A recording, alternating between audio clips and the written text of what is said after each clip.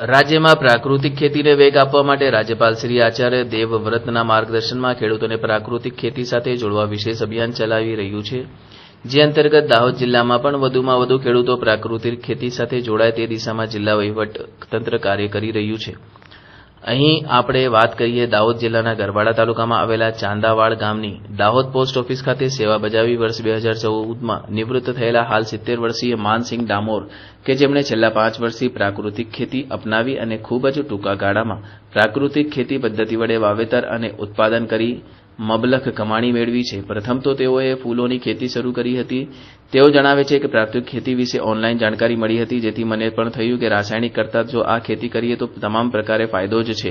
પછી પ્રાકૃતિક ખેતીની શરૂઆત કરી એમ માનસિંહ ડામોર જણાવતા ઉમેરે છે કે દેશી બિયારણ અને પ્રાકૃતિક ખેતી વડે તેઓ હાલ દાડમ, ગલકા, દૂધી, તુરિયા, ગોવાર, સરગેવો, રીંગણ, મરચાં, હળદર, બીટ, પપૈયા, સફેદ હળદર, રતાળુ, ગરડું, 2 જાતના સફરજન, 3 જાતના જામફળ, 3 જાતના લીંબુ, અડવી, શેરડી, ભીંડા જેવી અનેકવિધ શાકભાજી તેમજ ફળોનો પાક તેઓ પોતાની 1 એકર જમીનમાં લઈ વાર્ષિક 3 થી 3,50,000 સુધીની આવક મેળવે છે.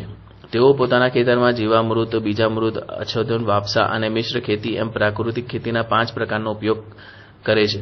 માનસિંહ ડામોરે સૌપ્રથમ આત્મા દ્વારા યોજાયેલ કૃષિ વિષયક તાલીમમાં ભાગ લઈ પ્રાકૃતિક ખેતી વિશેની માહિતી પ્રાથમિક જાણકારી મેળવી હતી. દાહોદ ખાતેના કૃષિ વિજ્ઞાન કેન્દ્રમાં 1 મહિનો ઓર્ગેનિક ખેતીનો કોર્સ કર્યા બાદ તેઓએ રાજ્યપાલ શ્રી આચાર્ય દેવવ્રતના હરિયાણા કુરુક્ષેત્ર સ્થિત પ્રાકૃતિક ફાર્મની મુલાકાત લઈ અચંબિત થયા હતા અને તેઓ પણ પ્રાકૃતિક ખેતીનો માર્ગ અપનાવશે તેના માટે સંકલ્પબદ્ધ બન્યા હતા. માનસિંહ ડામોરની સિદ્ધિ વિશે વાત કરીએ તો આજે તેઓના આજુબાજુના તાલુકાઓ તેમજ બહારથી ઘણાએ ખેડૂતો પ્રેક્ટિકલ નોલેજ માટે તેમજ કૃષિ વિષયક વિષય શીખનાર વિદ્યાર્થીઓ પણ તેમની ફાર્મની મુલાકાત માટે આવે છે, જેમને તેઓ પોતે અન્ય ખેડૂતોના રસાયણ મુક્ત ખેતી કરવા પ્રોત્સાહિત કરે છે.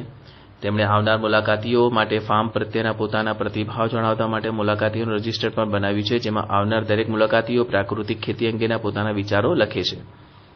પ્રાકૃતિક ખેતી વિશેના પોતાના અનુભવ પોતાના શબ્દોમાં વિસ્તૃતમાં જણાવતા માનસિંહ ડામોર જણાવે છે કે પ્રાકૃતિક ખેતીની સામે રાસાયણિક ખેતી એ ધીમું ઝેર છે, જે આપણી સાથે જમીનની ફળદ્રુપતાને પણ કોરી ખાય છે. પ્રાકૃતિક ખેતીથી માણસની અને કુદરતી પ્રકૃતિ પણ જળવાઈ રહે છે. માણસના શરીરમાં અને જમીનમાં શુદ્ધતા આવે છે. જમીનમાં જીવાત પડતી નથી, એટલે કે પાક બગડવાની કે નુકસાનને કોઈ આવશ્યક નથી. રાસાયણિક ખાતર લેવામાં જ ખર્ચ થાય છે, એ અહીં થતો નથી. રાસાયણિક ખાતર પાછળ ખર્ચ કર્યા પછી પણ જો આપણને સારી ગુણવત્તાવાળો પાક ન મળે તો એ મહેનત નકામી છે. જ્યારે પ્રાકૃતિક ખેતી દ્વારા પકવવામાં આવેલ પાકનો મૂળ સ્વાદ જળવાઈ રહે છે. પ્રાકૃતિક ખેતી કરીને પાકના ઉત્પાદન અને આવક બંનેમાં વધારો થાય છે, ઉપરાંત જમીનની ગુણવત્તામાં પણ સુધારો થાય છે. પ્રાકૃતિક ખેતી વડે પોતાને મળતા ફાયદા ઉપરાંત અનેક હકારાત્મક પાસાઓના કારણે તેમણે સૌ ખેડૂતોને અપીલ કરતા જણાવ્યું હતું કે આપણી જમીનને રાસાયણ મુક્ત બનાવવા માટે ખેડૂતોએ પ્રાકૃતિક ખેતી તરફ અવશ્ય વળવું જોઈએ, જેથી જમીનની ફળદ્રુપતા અને પાકનો મૂળ સ્વાદ સચવાઈ રહે અને આપણા સૌને સ્વાસ્થ્ય પણ સારું રહે.